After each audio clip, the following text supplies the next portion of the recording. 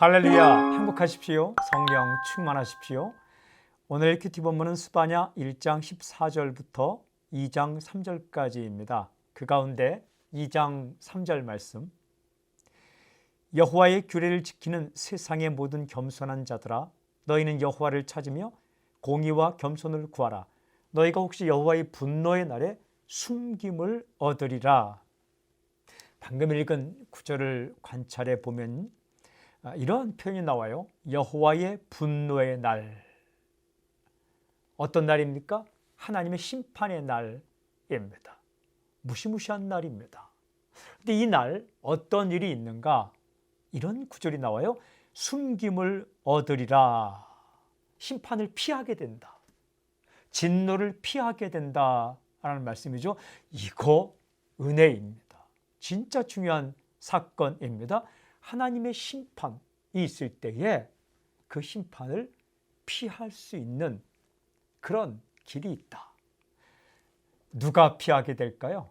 오늘 말씀 가운데 들어있는 구절, 여호와의 규례를 지키는, 또 하나의 표현은 여호와를 찾으며. 그러니까 하나님께서 원하시는 것을 한 사람이 하나님의 심판을 피하게 된다. 하나님의 법을 지킨 사람, 그리고 하나님을 찾은 사람이 하나님의 분노의 심판을 피할 수 있게 된다라는 거죠. 핵심, 구체적인 태도가 무엇일까요? 굉장히 중요한 두 가지 태도가 나오죠. 공의와 겸손. 공의라는 것은 바른 길을 가다. 하나님께서 원하시는 길, 하나님께서 인정하시는 길, 하나님께서 옳다라는 그 길을 가는 사람. 또 겸손, 스스로를 낮추는 사람. 하나님 뜻 앞에서 자신의 생각과 자신의 의지를 꺾고 하나님의 생각, 하나님의 계획, 하나님의 법을 받아들이는 겸손한 사람. 공의, 바른 길을 가는 사람. 겸손, 하나님의 뜻 앞에 자기를 낮추는 사람. 이 사람이 하나님의 심판을 받게 된다. 오늘 굉장히 중요한 메시지, 오늘의 메시지, 공의와 겸손을 구하라. 공의와 겸손을 구하라. 예, 공의는 바른 길입니다. 하나님께서 원하시는 길이죠. 겸손은 자기 위치에 서는 것입니다.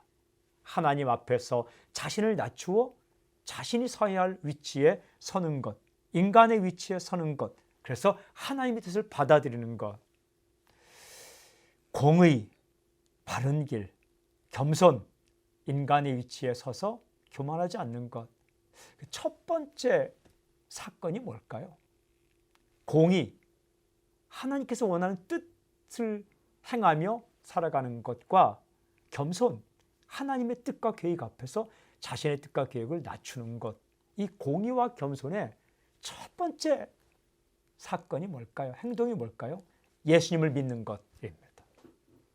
하나님께서 당신을 사랑하셔서, 인간을 사랑하셔서, 하나님께서 계획을 세우시고 하나님 실행하셔서 인간에게 주신 약속, 구원의 바른 길, 행복의 바른 길, 죄사함의 바른 길, 죄 용서함의 바른 길, 천국 가는 바른 길, 그 길이요 진리요 생명이신 예수님을 맞이하는 것. 겸손, 내가 생각하는 구원의 길, 세상이 말하는 그런 죄사함의 길을 접어두고 하나님께서 마련하신 그 구원의 길, 예수 그리스도를 받아들이는 것.